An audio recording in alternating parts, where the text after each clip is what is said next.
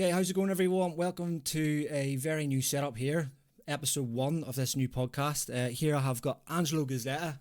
I know Angelo Giz, who I know him as from a long time now. However, it's really great to have you on here, Giz.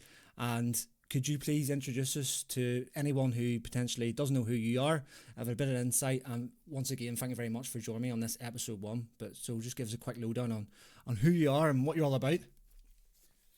Certainly, thank you very much. Yeah, so I think I've literally done 24 years now. I retired last year from the Royal Irish, and yeah, I think I just upped a few baselines and things to get ready for civilian street, which is quite interesting, which we'll go through anyway. Yeah, But from a young child, a bit wild, always wanted to join the army and did. The army does fuel the fire in you, so you turn a bit of a character, I'd say. But yeah, from that, you learn to kind of understand yourself a bit and move forward. yeah. No, happy days. And then so just sort of you sort of lightly touched on, obviously you've been in the army, you've done like 23 odd years. So for yourself then over that whole span, which is a massive chunk of your life, have you gonna get like sort of key sort of moments, highlights there as in positive that you've had through that experience? I think the positives, people like to always, be a bit negative towards the army. But if you look at it on Yeah, the bigger picture, it does give you the broader person who you become. So you become an all-rounder, I would say. yeah, Where you learn more about culture, you learn more about how to speak to people. You can become more street aware as well, I would say. yeah, I think the biggest attribute to take away from that would be is, well, we usually call it as an opportunity being a chameleon. So yeah, adapting to every situation. And I don't think, we're the strongest species because we're the most intelligent or, we're the strongest. It's because we can adapt well. And I think in the military, because there's a high pressure and a high tempo that you get, you're willing to adapt to any situation. And you can use yeah, that in civil industry, in business, in the things that go right and wrong. So I yeah, think that's a big help as well. yeah. And it's interesting there where you're sort of touching on the point there of positivity and like from my experiences with you in whenever we were sort of serving the same unit together, it was positive. And like you are like a force of nature when it comes to positivity. If you ever seen it check something that you're either going to be working with Giz or Giz is going to be a course with you, you know you're going to have a good time. And genuinely, you're always would have kept morale up. My first ones was probably I cannot remember the year it was. It was whenever we were on pre-course. You probably would have on seniors pre-course because I was on junior pre-course, and we're in Leek, which is a very bleak train area. But just how do you sort of like all them times just have that, because I talk about it all the time about having that positive mental attitude, but it's always like sometimes it can be quite hard. Do you know like how like what's up, what makes Giz like how does all that sort of just constantly sort of being positive and making light of any sort of darker situations? I think for me, I even mentioned to people while I'm out in the army, not taking things too seriously. I think if you Yeah, treat the army like a game, play the yeah, game well, but don't kind of push the boundaries. If you treat it as a game and find everything fun and make it happy, that goes a long way. And the people around you will dictate if it's going to be fun or not. So if you yeah, see negative people that always like to moan and things are not very good, it's a bit bad, and you go and exercise and they start bitching and moaning, you yeah, don't want to be around that people, do you? You want to be with people who are a bit more vibe. The situation is rubbish. You're on exercise, you could be on tour, it's hot or it could be cold.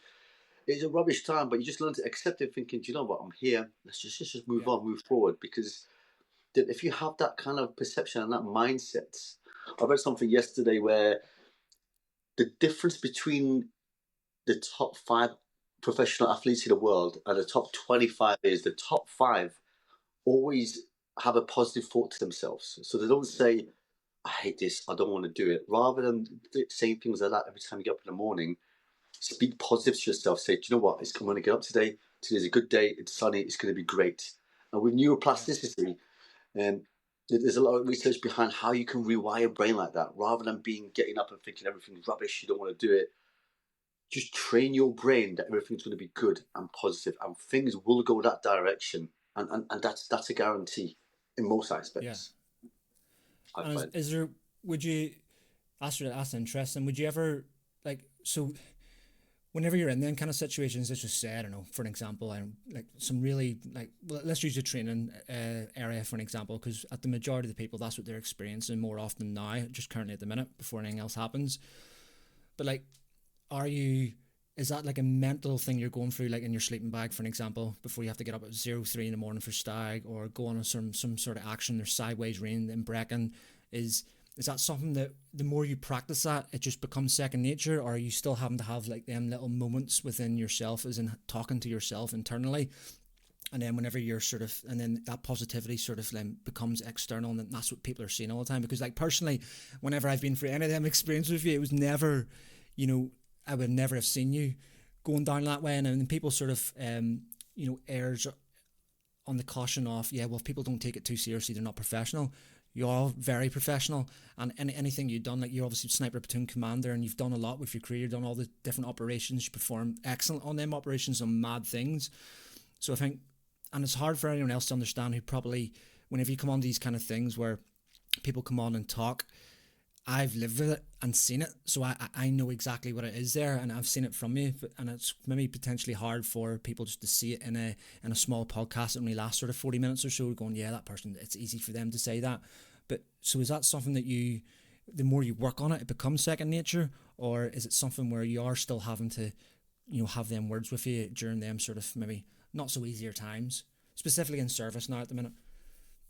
Yeah, so I still do it now, but I always give advice. I Yeah, went for a weekend with a Royal Marine prep course, which yeah, Sam Logan's got. We spoke to him, and yeah, I did speak to the guys there, and I said, "Listen, you guys are gonna have a hard time here, but the first thing yeah, you got to tell yourself is, and again with training, guys, you're starting training already.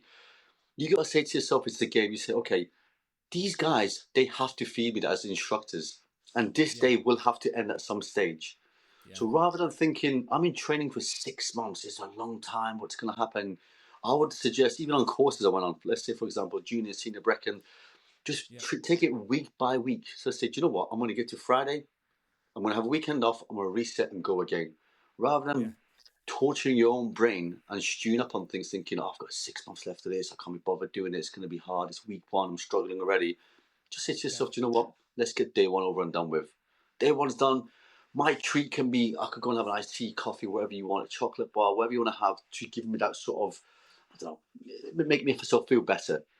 If yeah, you treat it day by day, hour by hour, week by week, it's better than the long run. So let's say you're on yeah, exercise and it's cold, it's nasty, your hands are freezing, your feet are numb because you've had trench foot for 3, 4 days, and you're thinking, this ain't for me. However, yeah, if you say to yourself, do you know what? I know when this is going to end. Or if you're in training, these instructors, they could thrash me, but I know there's meal timings. I know at 5 o'clock the cookhouse is open between 5 and 6. I've got to eat. So look yeah, forward to that rather than yeah, thinking, oh, this is never going to end. And that's how you yeah, build up that mindset of like, you know what, phase by phase, phase by phase, phase by phase. Even yeah, people who go on, especially for selection and stuff, they take your watches off you and certain things that they do and to kind of test that mental capacity. yeah, However, be your own best friend and don't be your own enemy. And I yeah, think that's a big thing as well. Everybody say it's you versus you. yeah, I would say it's you helping yourself. So you could always, and I still do it sometimes. I've got a CrossFit gym now. I've got to get up at mm, 5:30 in the morning and take a class. And there's times I get up thinking, do you know what? I'm a bit tired. I want to have a line. But again, yeah, I have that 5 second rule. The 5 second rule would be in that 5 second, just get up straight away. Because if you don't, you just lose that alarm. Because yeah, that 4 or 5 minutes extra ain't going to do much difference. If anything, it puts you in a deeper sleep and you get more tired. yeah, So, yeah, I still use it, and it's a good thing to use. And there is hard times. So everyone goes through hard times, but then again, it's how you rewire your brain, and with yeah, adversity, how to push through that and go beyond it. And again, treat it day by day. Do plan for the future, but don't completely crush your own brain, because I think that's the biggest power we've got is self-talk. I'll give a presentation on mental resilience. A lot of professional athletes do self-talk. A lot of boxers, yeah, footballers, even soldiers, and that's a big thing as well. And it might seem a bit crazy when you're in a car talking to yourself, which I sometimes do, but it yeah, helps in the long run. yeah. And that's interesting. I know you mentioned sort of Sam there over in Complete Commando. So you've obviously you're working around the sort of fitness and the training people and all the rest of it. And in them sort of courses, I know he sort of runs, and I will have him on at some stage where he's having them sort of young guys going through this process. What do you see now? Where because there's a lot of chat nowadays where the next generation is they're no use, they're not going to step up to the mark and all the rest of it. So clearly I don't think that, because I see young people going through where I am and stuff, and I see it's just a different type of process that they're doing, but they're still stepping up to the mark. And like, so what do you see? Because obviously you're now, working in and around sort of younger people who maybe haven't made the transition into the military yet. And it doesn't even matter if they're going into the military or not. Clearly I have confidence in them. And what do you see from that younger generation and the sort of resilience and stuff that they would have? I think the military prep courses are really good, because if you go from a civilian straight to deep into training and you get some corporals in your ear constantly doing that, it's quite overwhelming. And you think, I'm not standing for this, especially the older guys. The guys who are about 20, 25 joining up. It's not that old, but in training wise, people see me as quite old. And that's quite overwhelming. But I think, again, you have to build your own resilience up before you go on these courses. And what you said, is our generation changing? It is slightly changing. Yeah. I've seen a study where the generation is actually getting more intelligent, but being less robust. And what is the reason for that? And I believe potentially the reason for that is social media driven, good and bad thing. Instagram, Facebook is a great tool, but it depends who you follow and depends who you look up to. Yeah. And that'll change your perception on life as well. I'll give a little talk to sixth formers. And these sixth formers, really good school they go to, and I spoke to the headmaster. I said, listen, I'm going to be quite broad with these guys and tell them how it is. And I did say to them, and it is a really, really good school. And I said to them, you're in this bubble right now. You're in this bubble right now. This is, your family's looking after you and everything else. You have to learn to be thick-skinned, which be able to take a bit of crap off people, and be physically tough as well. Because life, no matter what anyone says, it's about being strong, physically strong. Whatever we do, even opening a jar, or even picking up a few shopping bags, you got a couple of kids yourself, even picking up kids up, iPad drops on the floor, picking it up, you have to be strong no matter what. Yeah. So how do we train that? The way to train that is start doing fitness at a young age. Age of 5 onwards, my daughter does it. My daughter does CrossFit, and she can hold on to rings for a couple of seconds. She can do a little handstand walk, just becoming physically strong. Yeah. And that'll build up your hardship. So when they go to these military prep weekends, these guys are getting that already. They're going into the river and it's cold. So they build up resilience up, and people say to me, back in your day, which was like 24 years ago, training was tough. It was tough. It was what you hear back in the day. But I didn't know nothing else. I was only 16 and 9 months and I joined adult course straight away, where I got thrown in the deep end. But my resilience built up by getting physically kind of put into my paces, and that's how I built up that resilience. And once you build up resilience, you think to yourself, I really can't be broken. It's happened to me. What's happened to me is happened, and they can't push me any more further. And you just turn into a different person. You become more humble. Yeah. No, and that's great. And it's interesting the way you're sort of clearly you have your own business and stuff, which we'll come on to, but like, with your daughter and having her in and around fitness at an early age and that functional sort of stuff, which potentially, a lot of younger generations might miss out because mum and dad are both career driven and they're maybe doing like a corporate job. Maybe they don't have fitness in the forefront of their mind. So then their community, their little tribe, their family doesn't see that, and then they don't take up that sort of habit as they grow through. Which brings me on to like, so what like the importance of a family? I know some of my viewers and stuff will be quite young still, so this is probably way out of the horizon, but it will obviously happen to everyone. And like, what is the importance of having like your family, and then managing a good quality family life, as well as achieving sort of or going after personal goals and all the rest of it, and just growing that own personal tribe? Because I think that's something that's maybe filtering away potentially in the UK. Because I not through me, but through Kerry, some of her friends and stuff, I do notice a lot of couples nowadays are not have no interest on having a family and stuff. And what's your thoughts on that sort of that family, just having a family as such? So again, it's interesting. People believe again, there's a lot of research out. People do fitness together. It's better. Mm-hmm.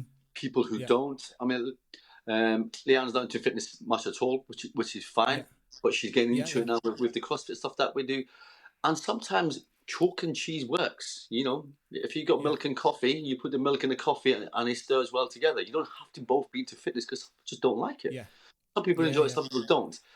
But I think if you make it fun, make it Mm-hmm. enjoyable, and if you do it all together as a family, sometimes does work. And we do sometimes go as a family together and have a little play inside the gym that we've got, and Yeah. that does work well because you see a bit of a bit of sweat comes out of everybody else. You kind of have this bond. Testosterone kicks in. Everyone becomes, you get these dopamine levels that happen, and Yeah. it becomes a bond that you realize this is actually quite good. But Yeah. however, if the family are not interested into it, I definitely suggest slowly incorporating in.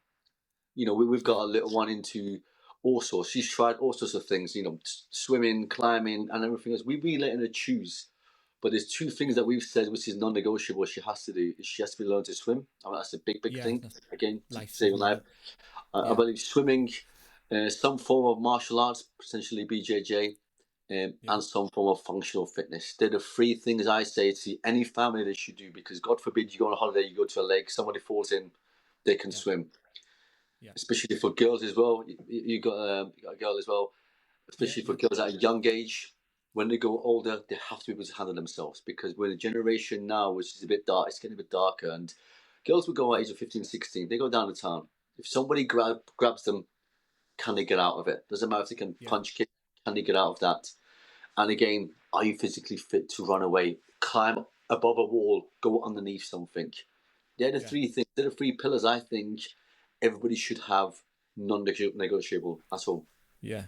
Yeah. Yeah. Yeah. And you're exactly right. There's good life skills, and maybe if some people are there and they don't have the time to get to gym or whatever, it's just simply like hill walking or just getting out and stuff. And we do that a lot as a family, is just get out and around the hills, and not big huge sort of tabs and that, but it's just getting them out into nature. And something that we may feel, and you and your service, is something that's mundane of knowing how to put a poncho up.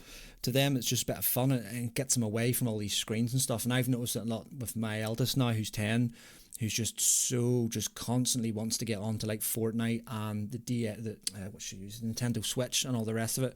And it's getting them out and getting them active and doing stuff. And yes, they may sort of, this isn't what all these friends groups are doing, and then they start to feel like an outsider. And I think the things I sort of struggle with is you become a little bit of the enemy, but eventually in sort of 10, 12 years time, the penny will drop in them and they'll go, oh, flip me, I'm actually quite glad I learned all that and I know all that. It's interesting to bring me on to like the different sort of, because I think that's the thing that people aren't really, it kind of puts them off, is they want to start a family, or they don't really realize the importance of running a family and having a family. I do notice, I don't know if you would have seen it, might just be the algorithm smashing me. When I go onto YouTube and stuff, I see it. There's a lot of videos out there with people sort of negative commentary on the UK and how bad the UK is and how you should just leave the UK and all the rest of it. What have you been exposed to any of that, or what's your sort of thoughts on that? Because clearly, I know things, times change, but I do believe that a lot of stuff has happened within the last 100 years, and we've all different generations have obviously persevered through. What's your thoughts of being a business owner, running your own brand, and being within the UK itself? I've heard I've heard a lot about this sort of stuff, and Yeah. what I would say is I've had a lot of family friends move abroad. Okay, the big Okay. thing is now everyone's going to Dubai. I want to go Yeah. Dubai. It's tax free. Okay, well and good. Yeah. Happy days, go. I'll touch on to that in a second. I've got a family member who's actually in America. What people don't realize, in my opinion, the United Kingdom is the best country to live in by far. By far, hands down. The healthcare system, yes, we're a bit slow. But if you have a baby, I mean, I don't know if you know how much it costs to have a baby in America. Yeah, it's talking thousands, isn't it? Yeah, we're talking 10 to 15K. Yeah. So we might have a little shimph about or a little moan about the NHS, but people don't realize. If you go to, I don't know if you've been to America as well. We went to Florida last year. Yes, you get the lovely Disneyland, but go around the corner and you see a line of people laying there, completely homeless. You don't get that much of that in the UK. What we see, the Big Apple and moving abroad. Everybody wants to go to America. Everybody wants to go to Dubai. Everybody wants to go to Thailand. I've got family and Yeah. friends in these countries. With America, one of my cousins, you probably won't mind me saying this, Shaz, Yeah. really good job in America. He is in New York. His flat cost £4,000 a month. Okay, £4,000 a Yeah. month. I'm very big in this office right now. I'm probably a bit more bigger, but he's getting 150K a year. Good, Yeah. well done to you. Really amazing, good wage. But you're paying Yeah. £4,000 a month for rent. Now let's put that into perspective. How much that would cost yearly, monthly, should I say, Yeah. then yearly. Then let's put your bills on top, any taxes. Now you got to eat. Do you drive a car? Yes or no? So all these Yeah. things are coming onto it. And is New York the lifestyle to live in, really? Or is it up north where we are, which is pennies to live in the world, for Yeah. example, Yeah. or where you guys are? And another one is Thailand. My brother went to Thailand. And again, people have this false perception. The biggest thing that we have is a false perception on life. You go on a Yeah. holiday to, let's say, I don't know, Mallorca or go to Tenerife. You think, you know what, it's been amazing. The sun, sand, swimming pool. Yeah. I'm going to live out here. My Yeah. brother did that. My brother did that. He went to Thailand, cheapest chips. I got a moped. I'm on the beach. I live like a king. Yes. Yeah. He bought an apartment. He lived on it for a couple of months and he realised this ain't all cracked up. Very And corrupt. was he just on his own, or did he have family out with Oh, him, it or is was he with his just family. It was with his wife. family It as was with his well? wife. Yeah. And, Yeah. you know, just to, you know, he was getting DMV every couple of weeks. There's food out there. Yeah. The laws and legislations we have out here, there ain't much Yeah. corruption in the UK compared. People say it is, but there ain't that Yeah. much for the rest of the world. And Yeah. again, with Dubai, I love it. I love this whole. Maybe I don't know much. But I've got a friend who's out there, and she's mentioned to me, it's a big wealthy lifestyle. It is a big wealthy lifestyle, and people look Yeah. at what you've got and what you wear and what you're doing. Then you're in that group. But if you're going out there as some form of t-shirt, okay, it's tax free. But for a 2-course meal, you're paying $500. Good Yeah. luck to you, but that's big money. So you pay no tax, but everything's quite expensive. And people, won't want to say UK is this and that, but the benefits that we have, and I always say, you don't know where you've gone until you've lost it. I would advise anybody, go and live abroad for 6 months and see how you cope and come back here. And again, another country which I think is amazing to have a family is Canada. However, living there is a totally different aspect. I've got a friend who's been out there, they've come back. My mum went out there to get a set of prescription glasses. She had to pay $250, where here we'll go for free. It's these little things that people don't take into consideration and how good we've got it that don't people know. If it answers your question. And that's good to hear all the different sort of experiences you've got and information from, like close family, and you've got that, because I do feel like what we were talking about earlier on about the sort of social media being a sort of bit of a negative at times. I think that may fall into some people where they see this one or two people going out there and living this sort of high life, and exactly right, you don't see all the finer details of sort of healthcare, how much food costs, and just the day-to-day stuff, maybe different weather systems. And whoever's out there watching through social media, they can't get all that information from social media, and you're right, some people do go out and do make it, but it's probably not free for the masses. And I do feel like we have got it really good here, and it's probably, if someone's stuck in a certain location, it's come back to that positivity you were talking about, and they're just constantly being beasted by the algorithm and all this negative stuff, then they starts to rewire their own brain, and they start to think, no, this place is crap, without actually getting out and experiencing it themselves and going around different parts of UK, because it is flipping massive. Like if people want to actually get out of their own villages or towns and actually get around the place. I was up at the lakes there the weekend just gone, and I've been in and around the lakes, the rolling hills aspect of it, but we went up to Lake Windermere, I think it was, and that's the first time I've been to the actual physical, we can see the peaks and everything, and it's just like, and that was the first time Kerry was there, and she's just mind-blowing that we even had that here in the UK. So I think there's a lot of that as well, where people just need to get out and, like we're talking about, being functional, get out into the outdoors and go and experience what this country actually has to offer, I think, which is good. Sorry, you touched on that. The main reason a lot of people are leaving is a lot of businesses. Apparently there's 900 millionaires leaving the UK. You have to be clever with the tax efficiency. So tax efficiency is a good word again. Is how to kind of play with tax the right way. And if you understand finances, which we're going to get taught in the army, if you got holding companies, limited companies, all these things are capped at a tax level, and start learning that. So if you're quite clever and do your research, And again, AI is a great tool. It sources the whole Yeah. information of the internet, and it will give you advice on how you can be tax efficient. If you Yeah. understand that, you don't have to go to Dubai just to dodge the tax, as they say. It's being Yeah. clever and doing your research, which I definitely advise. Yeah. And it's like you're touching on it there with AI and stuff. Like, how mad is it? Like the past, flip me. I feel like the last 3 or 4 years, the technological advances of like the jump it is made.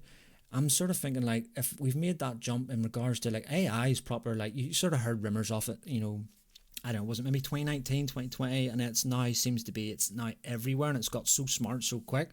And it's like it kind of gives you sort of like where we're going to be regards to technology in the next sort of 10 to 15 years time. I think just I don't know what we're going to start to see, like even like there's all like even all sorts of different kit and equipment we've got now in the military.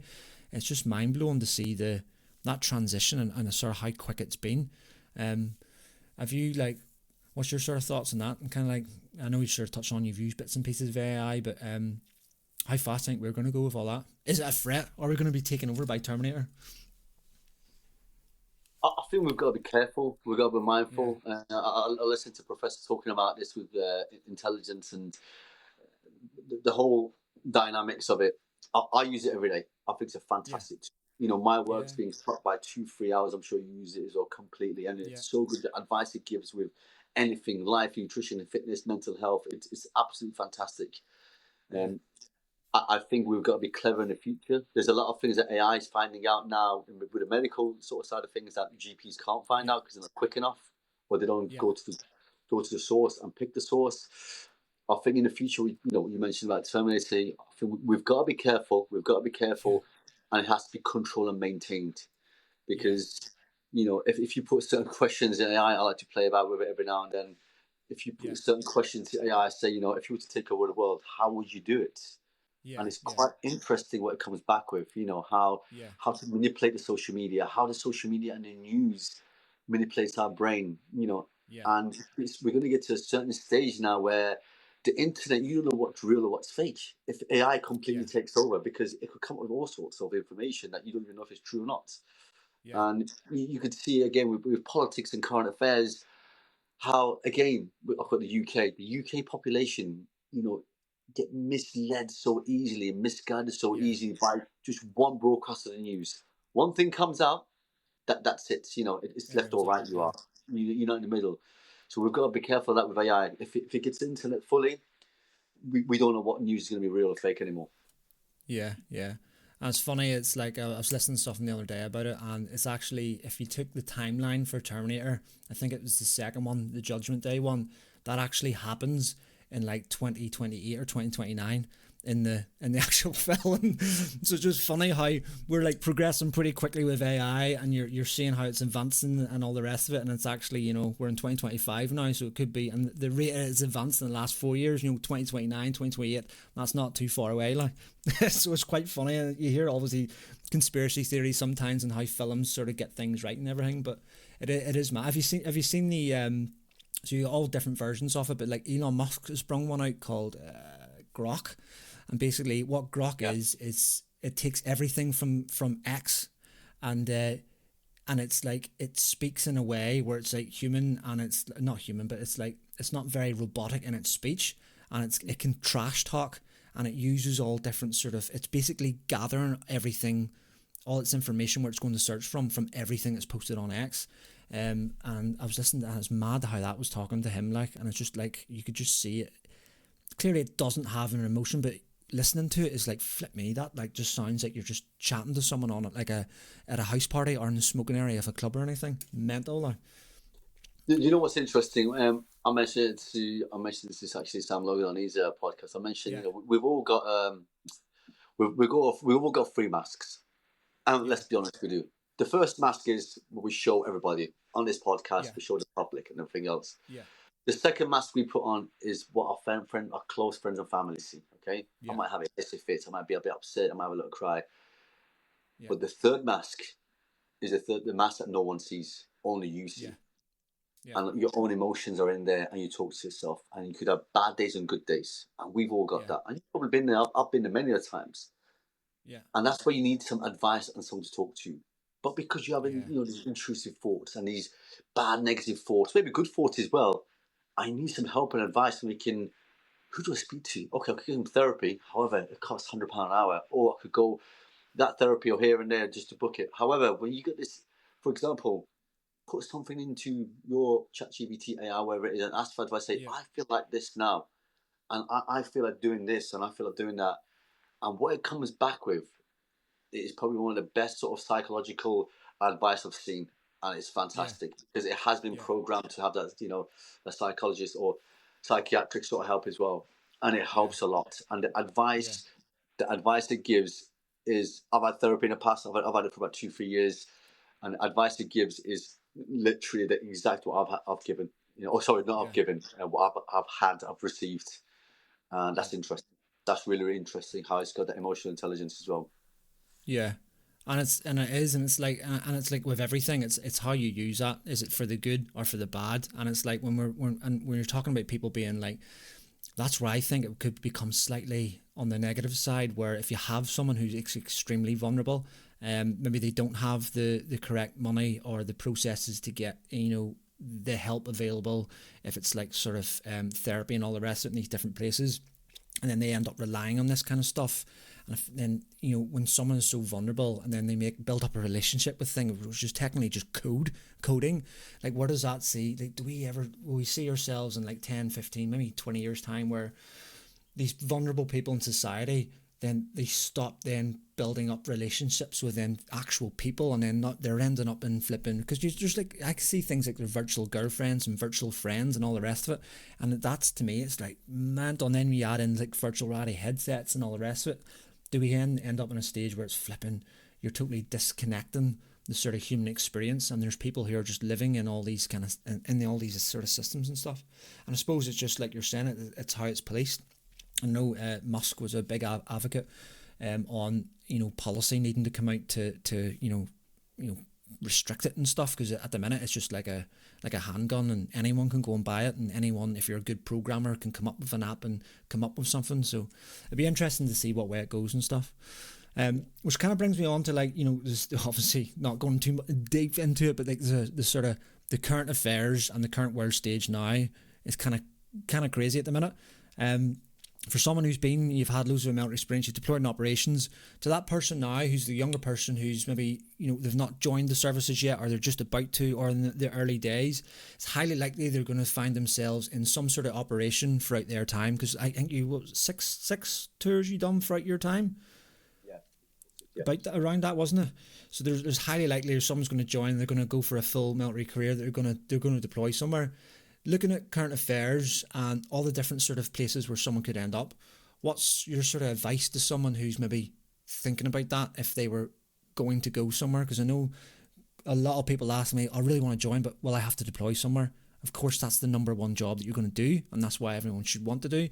But for anyone who's sort of feeling anxious and anxieties of looking at the world stage and what way it's going, what kind of advice do you have for them? Or what do you The think? first advice is, news can be very biased depending Yeah, on what news channel you watch. Don't believe everything the news says, because if I support a football team and I want to go yeah, and report on somebody, I'll always be towards that football team and not towards the other one. Okay, and yeah, news anchors are like that as well, especially in America. They have different views between CNN and Fox. Then you got RTE, then yeah, you get Al Jazeera, apparently, which is the real news, and you got Sky News, and this sort of thing. That's the first thing. Do not take news yeah, into which is gospel. It is yeah, not gospel at all, because there's always two sides to the story, and you can portray it in a clever way. I mean, I'm sure we've yeah, seen with Trump and Zelensky what happened there. I'm not going to comment yeah, too much whether on that. That's a bit wild. I'd say wild. However, people are saying, oh, we're going to go to war here and there. But if there's guy joining up, I would definitely recommend. I'm not just saying because I'm a veteran. Civilian street isn't easy.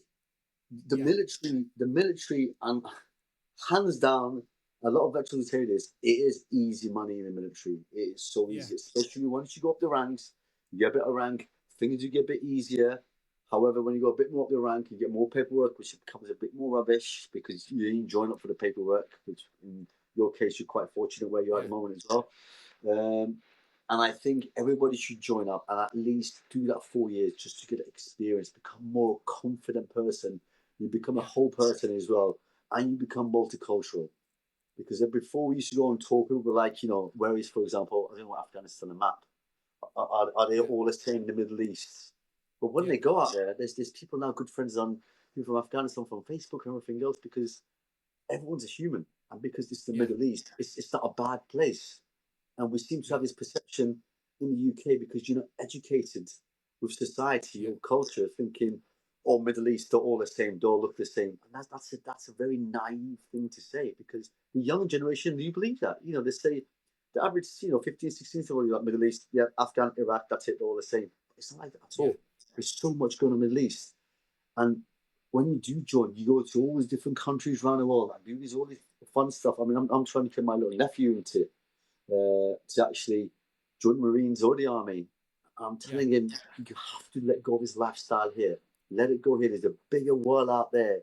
And you turn into a whole person when you do leave Yeah. and you come back out. And I advise anybody to definitely travel the world, either by themselves or with the military, because that's where the experience comes in. And that's where Yeah. your brain will open your neuropathic cells that will give you into the business that you're going to go potentially afford to shoot when you leave the army or the Yeah. Marines or the Navy. No, happy days. That's brilliant, and yeah, really great advice. And I'm glad it's coming from you with your experience. Will doesn't matter what happens. I don't think the world is going anywhere near world peace anytime soon. So there will always be a time where a generation will have a certain problem set to solve, and they'll definitely have what it takes to do it. It's always been the case, specifically here in the UK as well. It doesn't matter what generations they are, it's out there. And it's the training, because and like you're saying, it's watching news channels and stuff. For someone who has zero military experience, they automatically then think, flip me, I don't think I'm going to be able to do that. But what they don't realise is the whack and chunk of high quality training that some individual will experience and go through before they're even anywhere near any of them kind of situations. But yeah, it's interesting to see about, we were talking about the oil interview over there in America. We'll not go into the depths of it, but like I do stay involved in sort of current affairs, and I watch a lot of everything.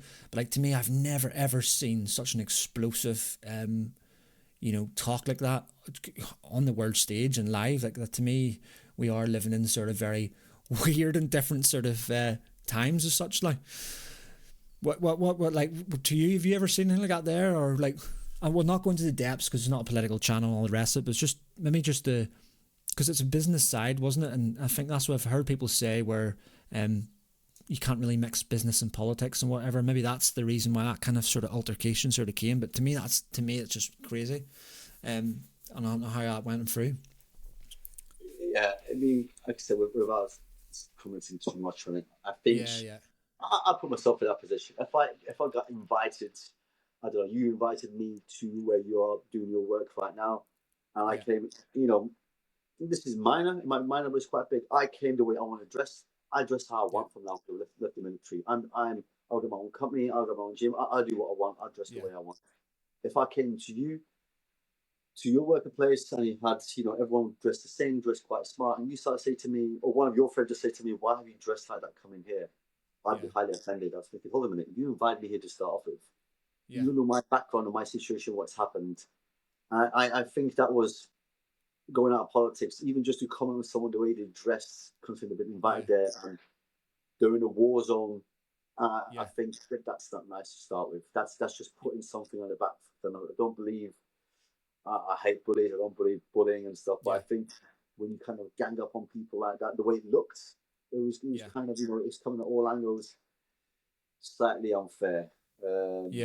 It's more like the human aspect. So like you were saying, like respect. It's just like, obviously a big thing with the military is respect for others, and I suppose that's like a life lesson as well. As like when we're talking about being functional fitness and just respecting each other. And do you think we've maybe lost a little bit of that in the UK and just in normal sort of social circles? Are we becoming more distant to each other? Like, maybe it's just because I'm in a sort of busier place now, but do know we're coming from obviously back home in Northern Ireland. you're walking along the street and you would say hello and everything. I know it's maybe not sort of efficient for people who are living like maybe in the city, the centre of London, because you'd be saying hello the whole way down to wherever you need to go to. But do we lose that? Have we lost that aspect of just stopping and just slowing down and speaking and holding actual real conversations and learning about each other and stuff? I think I think you're right. I think you're right. Especially up north, everyone's more friendly they are. I mean, if you, for example, Yeah, you mentioned London, go to London. If you were with your wife and your kids, and if you were to collapse on the floor, people yeah, would just walk past you straight away. yeah, If people, and I'm 100%. You ask anyone from London, they'll tell you you're 100% right. yeah, However, if you're up north here and you collapse and just fell on the floor, people yeah, come around and help you. The yeah, reason is the fear again in London.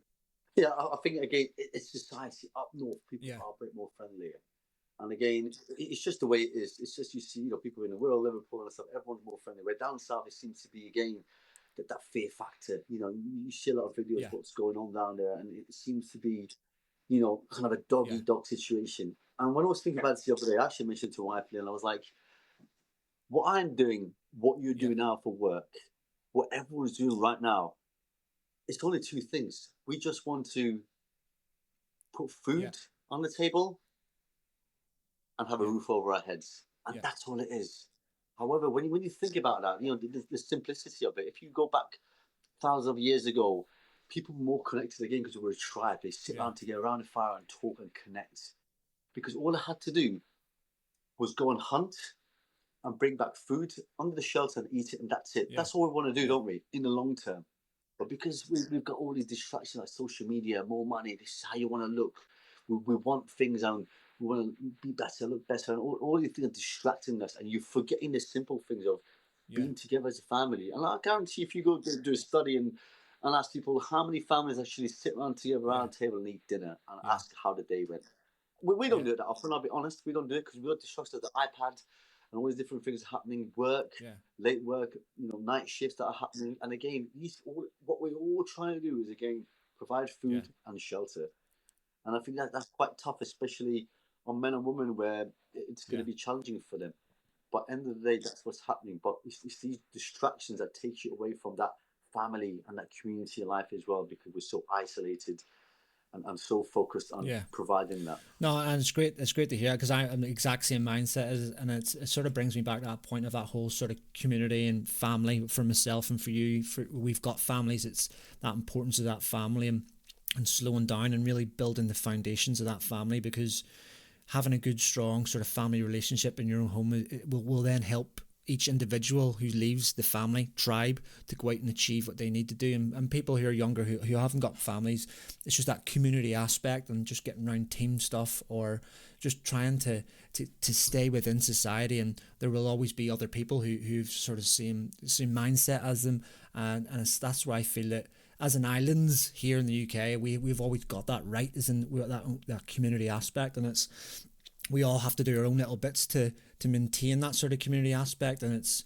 always the ones, I think, if the harder you work at it, the better it will be for the individual and then that community as they grow forward. But I've got faith. I think we will get there. And it's obviously just navigate through the sea of negativity that comes and hits us, and I think everyone just does their own little bit, and we all become good, and we'll get through everything. Guys, thanks so much for joining me here. I know I'm taking time out, you're running a business and all the rest of it, and your clients coming on, and we've had the sort of technical sort of difficulties, but this has been episode 1, and genuinely, mate, I couldn't think of a better person to get on from the very first episode to launch this new project. So really, really thanks very much for taking the time to jump on. I appreciate it, mate. Thanks so much. And I think you're doing a great job, mate. The way you articulate things, and I wish you all your best in your business. I think it's going to go well. And I think with business, you have got a business head on. I believe the soldier entrepreneur is all within us, because soldiers are risk takers. And sometimes the best risk takers are going to be the best entrepreneurs. And again, we could talk about business and risk and things like that further in the future. But I appreciate no problems at all. Thanks very much, and I'll catch you again, and hopefully get you on again, and we might do another group one with other people. But thanks so much, guys, and I'll see you again. So thanks very much for joining me. I hope you got something from that. It was really great to have Angelo on the channel for that very first episode 1 of this sort of podcast project I'm sort of launching. Really great conversation there. Please, if you get any questions, drop it in the comments section below.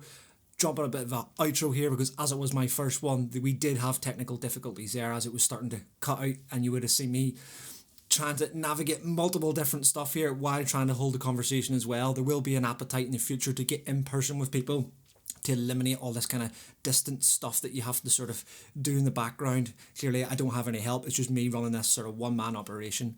But thanks so much, and I will see you again on the next podcast. See you again.